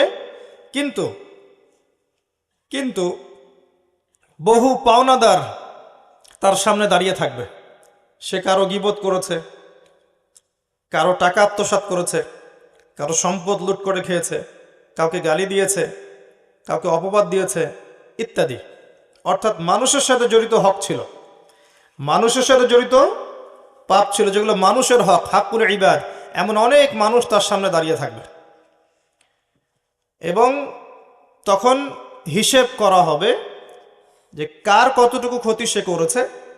নিজের নেকি থেকে তাদের ঋণ পরিশোধ করে দেওয়া হবে। ঋণ পরিশোধ করতে গিয়ে যদি সমস্ত নেকি শেষ হয়ে যায়, সেক্ষেত্রে অন্যের গুনাহ তার আমল নামে চাপিয়ে দেওয়া হবে। বলেন নাউজুবিল্লাহ। এটা সবচেয়ে বড় মারাত্মক বিষয় পরকালে। আমরা দোয়া করি এই মজলিসে যে আল্লাহ যেন তার সাথে জড়িত পাপ থাকলে মাফ করে দেন, মানুষের সাথে জড়িত কোনো পাপ না রাখেন আমাদের। আল্লাহুম্মা আমিন। মানুষের সাথে জড়িত পাপ থাকলে কি আমাদের মাঠে পার পাওয়া খুবই ডিফিকাল্ট। যত টাকা আত্মসাৎ করা হয়েছে, সামাজিক টাকা, রাষ্ট্রীয় টাকা, ব্যক্তিগত টাকা, পারিবারিক টাকা, আত্মসাৎ বোঝেন তো, অন্যের হক মেরে খাওয়া হয়েছে, সমস্ত হকগুলো নিয়ে কিয়ামতের মাঠে মানুষ উঠবে। কিয়ামতের মাঠে দেখবেন অনেক মানুষের ঘাড়ের মধ্যে টিন নিয়ে ঘুরছে। কিসের টিন? রিলিফের টিন। কিয়ামতের মাঠে দেখবেন অনেক মানুষের কাঁধে চাল, গম, কি নিয়ে ঘুরছে? এগুলো মেরে খাইছে দুনিয়ার জীবনে। কিয়ামতের মাঠে দেখবেন জমি মানুষের কাঁধে, সাতবক জমি, মানুষ ঘুরছে। কিসের জমি? ওই যে বনের সম্পত্তি দেয়নি ওই জমি। কিয়ামতের মাঠে দেখবেন টাকা, কাগজের টাকা কিয়ামতের মাঠে কি করেছে? এগুলো মেরে খাইছে, অন্যের টাকা মেরে খাইছে। যে যেটা মেরে খাবে মানুষের। এমনকি কেউ যদি কাউকে গালি দেয় অন্যায়ভাবে, গীবত করে, এমনকি যদি মিথ্যা অপবাদ দেয়, ব্যভিচারের অপবাদ, জেনার অপবাদ, চরিত্র খারাপ ইত্যাদি অপবাদ দেয়, গালিগালাজ করে, টাকা ধার নিয়ে টাকা ফেরত না দেয়, জমি খেয়ে ফেলে, জুলুম করে, যেটাই করবে এটা তার ঘাড়ে চাপিয়ে দেওয়া হবে, সেটা নিয়ে সে আল্লাহর দরবারে হাজির হবে। নবী সাল্লাল্লাহু আলাইহি ওয়াসাল্লাম বলেছিলেন, তোমরা দুনিয়াতেই মৃত্যুর আগেই তোমাদের পরস্পরের হকগুলোকে মিটিয়ে ফেলো, কারণ কিয়ামতের মাঠে তোমাদের এই সুযোগটা থাকবে না। লা বাইউন ফিহি ওয়ালা খুল্লাহ, সেখানে কোনো ব্যবসা থাকবে না, কোনো চুক্তি থাকবে না। তখন কি হবে? যদি আমি আপনার টাকা মেরে খেয়ে থাকি, তাহলে আমার আমলনামা থেকে নেকি আপনাকে দিয়ে পুষিয়ে দিতে হবে। দিতে দিতে যদি নাউজুবিল্লাহ আমার নেকি শেষ হয়ে যায়, তাহলে আপনার ওই পরিমাণ গুনাহ আমার আমলনামা চাপিয়ে দেওয়া হবে। এবার আপনি যাবেন জান্নাতে আর আমি যাব জাহান্নামে, নাউজুবিল্লাহ। খুব সতর্ক থাকবেন। দুনিয়াতে মানুষের হক নষ্ট করেন না, অন্যের হক নষ্ট করেন না। আল্লাহর সাথে কি হক আছে সেটা আলাদা বিষয়। আল্লাহর সাথে আপনার অনেক হক। মনে করেন আপনি নামাজ পড়েন নাই, রোজা রাখেন নাই, ঠিক আছে, আপনি আল্লাহর হক নষ্ট করেছেন। আল্লাহর হক ছিল যাকাত, আপনি দেন নাই। আল্লাহ পাক চেয়েছিলেন আপনি হজ ফরজ হয়ে গেছে, হজ করেন, আপনি করেননি। আল্লাহ পাকের অনেক হক আপনার উপরে, কিন্তু একটা দিন আপনার মনের মধ্যে চেতনা আসলো যে না, আমাকে আল্লাহর সামনে দাঁড়াতে হবে, আমাকে আমার পাপ মাফ করাতে হবে। আপনার মনের মধ্যে আল্লাহর প্রতি ফিকির আসলো, ঈমান আসলো, নূর আসলো। আপনি নামাজ পড়লেন 2 রাকাত ওযু করে, করে চোখের পানি ফেলে দিলেন।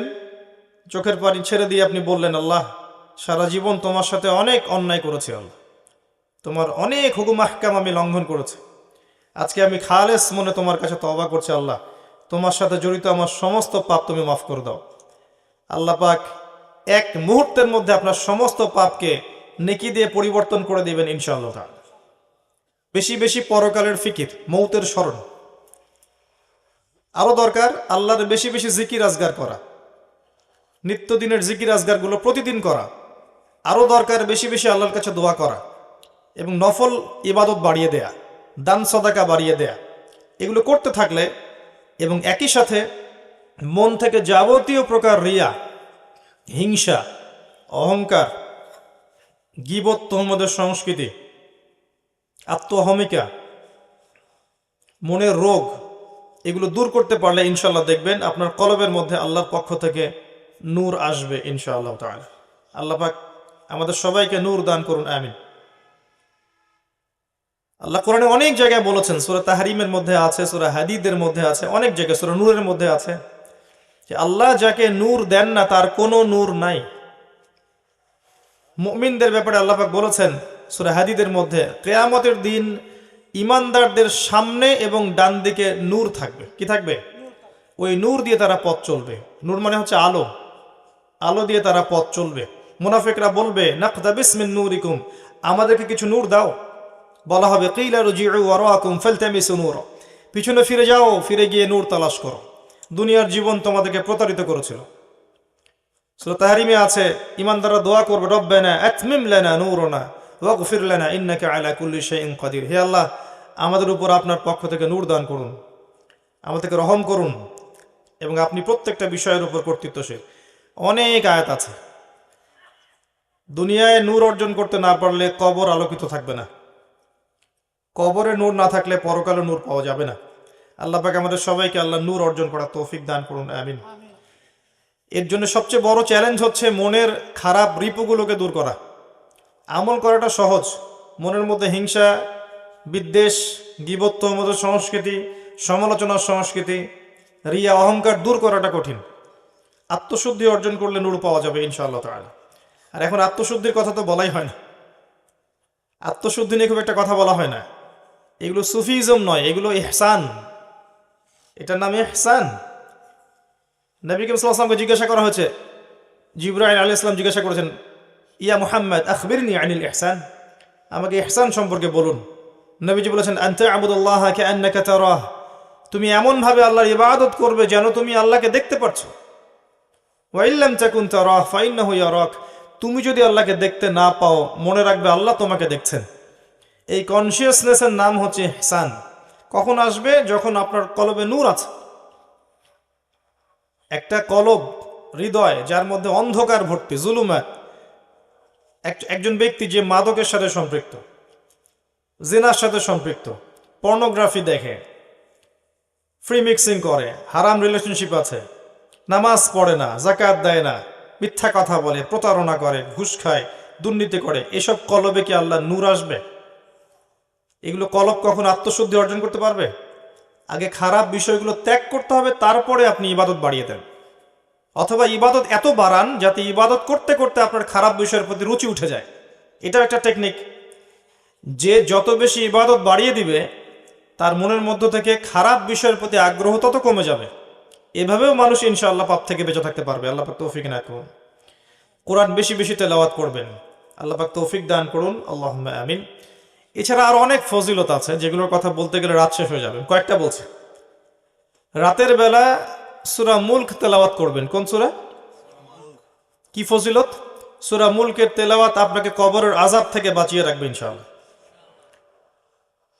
শুনলেন কি বললাম?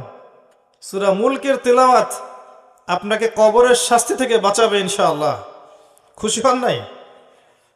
সুবহানাল্লাহ। উসমান রাদিয়াল্লাহু আনহু পরকালের আলোচনা শুনলে কান্নাকাটি করতেন না, খুব কম। যখনই তিনি কবরস্থান এর পাশ দিয়ে যেতেন এবং কবর দেখতেন, সাথে সাথে তিনি কান্নাকাটি শুরু করতেন বাচ্চাদের মতো। এতে করে তার দাড়ি ভিজে যেত। সাহাবা একরাম জিজ্ঞাসা করতেন যে, ইয়া আমিরুল মুমিনিন, আপনি এত আলোচনা হয়, আপনাকে কখনো এত কাঁদতে দেখি না। যখনই আপনি এই বাকরুল গারকাদের সামনে দিয়ে যান তখনই এত কান্নাকাটি কেন করেন? তখন তিনি বলতেন, এটাই হচ্ছে প্রথম মঞ্জিল পরকালের, যে এখানে নাজাত পেয়ে যাবে ফাকাদ নাজা, সে ব্যক্তি নাজা পেয়ে যাবে। আর যে ব্যক্তি এখানে হালাক হয়ে যাবে ফাকাদ হালাক, সে হালাক হয়ে যাবে। তো এখন আমাদের মনগুলো এত শক্ত হয়ে গেছে, দেখবেন যে এই আলোচনাগুলো আমাদের মনে প্রভাব ফেলে না। মৌতের আলোচনা, কবরের আলোচনা কলবে প্রভাব ফেলে না। প্রভাব ফেলে ওয়াজ মাহফিলের নামে গান বাজনা, প্রভাব ফেলে ওয়াজ মাহফিলের নামে উল্টা পাল্টা কেচ্ছা কাহিনী, গান বাজনা, দেহে অঙ্গভঙ্গি, রসতামাশা, এগুলো মানুষের মধ্যে অনেক প্রভাব ফেলে দেখি মাশাআল্লাহ। আর ঠিক না বেঠিক সংস্কৃতি খুব প্রভাব ফেলে, তাই না? মানুষের ঠিক বেঠিক বলাই কোরআন শোনা ঠিক বেঠিক হয়? বললেও ঠিক, না বললেও ঠিক। কথা ঠিক না বেঠিক? মাশাআল্লাহ, এটা প্রভাব ফেলে, তাই না? কবরের আলোচনা প্রভাব ফেলে না। মনে রাখবেন, উসমান রাদিয়াল্লাহু আনহু বলতে যাচ্ছেন, বুঝাতে যাচ্ছেন, এই মঞ্জিলে যে ব্যক্তি পার পেয়ে যাবে সে ব্যক্তি পরকালের অন্য সমস্ত মঞ্জিলে পার পেয়ে যাবে ইনশাআল্লাহ তাআলা। এখান থেকে বাঁচাবে কে আপনাকে? সূরাতুল মুলক তেলাওয়াত করে দেখেন একবার অর্থ সহ, দেখবেন কেন এই সূরা কবরের আযাব থেকে বাঁচাতে পারে, আপনি বুঝে ফেলবেন ইনশাআল্লাহ তাআলা। এরপরে আপনি তেলাওয়াত করেন সূরাতুল কাহফ। প্রত্যেক জুমার দিনে তেলাওয়াত করেন, জুমার রাতেও করতে পারেন। এই সূরার তেলাওয়াত আপনাকে দাজ্জালের ফিতনা থেকে বাঁচাবে ইনশাআল্লাহ। কমপক্ষে প্রথম 10 এবং শেষের 10টা আয়াত মুখস্থ করবেন, পারবেন না? ইনশাআল্লাহ তাআলা আল্লাহ পাক তৌফিক দান করুন। আয়াতুল কুরসি, সূরা বাকারার 255 নম্বর আয়াত। সূরা আয়াতুল কুরসি কত নম্বর আয়াত? 255 মুখস্থ আছে? প্রত্যেক ফরজ নামাজের পরে কয়বার? একবার। কি ফজিলত? এই ব্যক্তির জান্নাতে যাওয়ার জন্য একটাই বাধা, মৌত। মৌত হয়ে গেলেই কোথায় যাবে? জান্নাত ইনশাআল্লাহ তাআলা। আল্লাহ পাক সবাইকে আয়াতুল কুরসি মুখস্থ করার তৌফিক দান করুন, প্রত্যেক ফরজ নামাজের পর পড়ার তৌফিক দান করুন। আমলটা সহজ মনে হচ্ছে না? আমলটা কিন্তু কঠিন। কিভাবে কঠিন? 5 ওয়াক্ত নামাজ তো আগে পড়তে হবে, তাই না? 5 ওয়াক্ত নামাজ আগে পড়তে হবে, তারপরে আপনি আয়াতুল কুরসি পড়বেন। শুধু আয়াতুল কুরসির কথা বলা হয়নি এখানে, তো নামাজটা আগে। তারপরে আছে সূরা বাকারা এবং সূরা আলে ইমরান। সূরা বাকারা যেখানে তেলাওয়াত করা হয় সেখান থেকে শয়তান পালিয়ে যায়। সূরা বাকারার তেলাওয়াতে বরকত নেমে আসবে, সূরা বাকারার তেলাওয়াত ছেড়ে দিলে জীবনে আক্ষেপ নেমে আসবে। মনে রাখবেন, সূরা বাকারার তেলাওয়াত করলে জীবনে বরকত নেমে আসবে, আর সূরা বাকারার তেলাওয়াত যে ছেড়ে দিবে তার জীবনে আক্ষেপ নেমে আসবে। আমাদের জীবনে আক্ষেপ কেন এত? 2-4 দিন আগে আপনাদের এখানে একটা লেকচার দিয়েছিলাম ভালোবাসা নিয়ে, মনে আছে? কেউ হয়তো শুনেন নাই, ইউটিউবে শুনছেন। তো গতকালকেও মাশাআল্লাহ অনেক ভালোবাসলেন, তাই না? তো গতকালকেও দেখলাম নিউজে যে কিছু যুবক, তরুণ যুবক আক্ষেপ করছে, খুব আক্ষেপ। কি আক্ষেপ? যে তাদের গার্লফ্রেন্ড পায়নি তারা, এটাই আক্ষেপ। এবং মিছিল করছে, সংগঠন তৈরি করেছে। দেখবেন মানে কোন লেভেলে মানুষ চলে গেছে চিন্তা করেন। অনেকে ফাগুন পালন করলো, ভ্যালেন্টাইন্স পালন করলো, ওরা বিক্ষোভ মিছিল করছে কারণ আমরা গার্লফ্রেন্ড পাইলাম না কেন। সুবহানাল্লাহ। এবং এর ইউনিভার্সিটির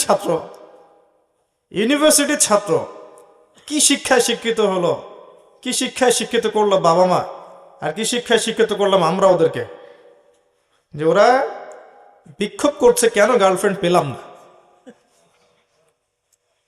আজকে নিউজটা দেখবেন, টাটকা নিউজ। তো জীবনে কত আক্ষেপ, চাকরি পাচ্ছি না আক্ষেপ, ব্যবসা ভালো হচ্ছে না আক্ষেপ, পরিবারের শান্তি নেই আক্ষেপ, অনেক আক্ষেপ, তাই না? জীবনে আক্ষেপ নেমে আসার কারণ হচ্ছে আপনি আমি সূরা বাকারার তেলাওয়াত ছেড়ে দিয়েছি। সূরা বাকারার তেলাওয়াত শুরু করেন, দেখবেন জীবনে বরকত নেমে আসবে ইনশাআল্লাহ। এবং সূরা বাকারা এবং আলে ইমরান আপনার জন্য পরকালে সুপারিশ করবে ইনশাআল্লাহ। পরকালে সুপারিশ করা চারটাখানি কথা না। ওই দিন কোনো মানুষের জন্য কি করবে না? সুপারিশ করতে পারবে না। সাধারণভাবে আল্লাহ অনুমতি দিলে সেটা আলাদা বিষয়।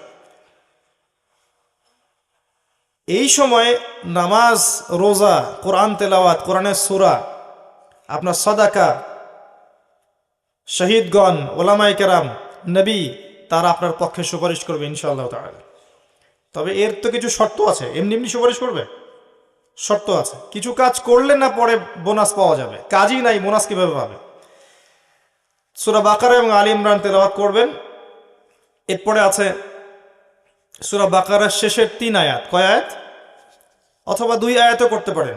নবী সাল্লাল্লাহু আলাইহি ওয়াসাল্লাম বলেছেন রাতের বেলা মানে ওই পশ্চিমাদের মতো রাত নয়, যে 12টার পরে রাত শুরু হয় এমন নয়। রাতের সংজ্ঞা তো এখন আমরা বুঝি না। আমরা মনে করি রাত 12টা থেকে দিন 12টা, এরকম বানিয়েছি না? ইসলামে রাত শুরু হবে সূর্য ডোবা থেকে। সূর্য ডুবে গেছে, আপনার রাত শুরু। আর সূর্য যখন উঠবে তখন থেকে দিন শুরু। আমরা তো ব্রেইন ওয়াশ জাতি, যা বুঝিয়েছে তাই বুঝেছি আর কি। ইসলামে রাত শুরু হবে সূর্য ডোবা থেকে। সূর্য ডোবা থেকে নিয়ে আপনি আমলটা করতে পারবেন।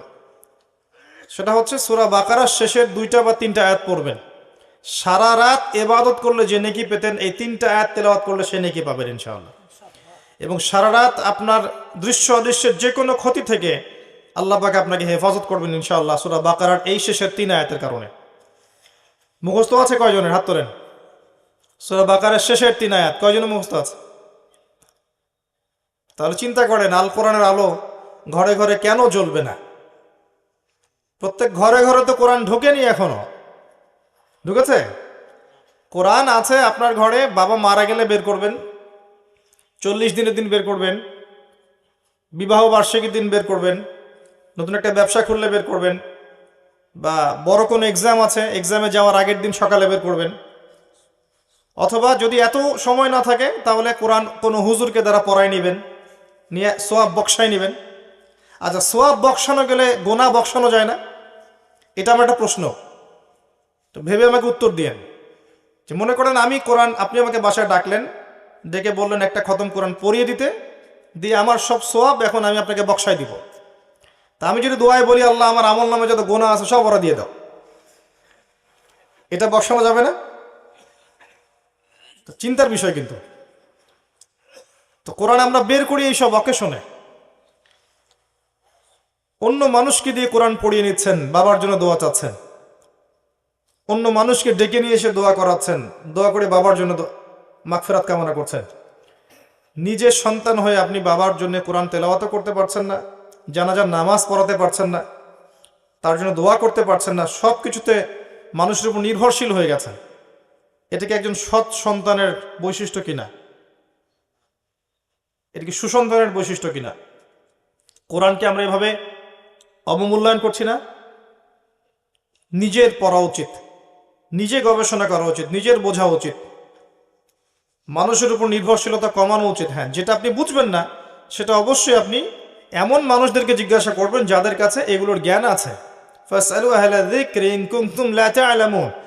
আপনি জ্ঞানী মানুষকে জিজ্ঞাসা করবেন যখন বুঝবেন না। তাই বলে কি কোরআনের সবই বুঝবেন না?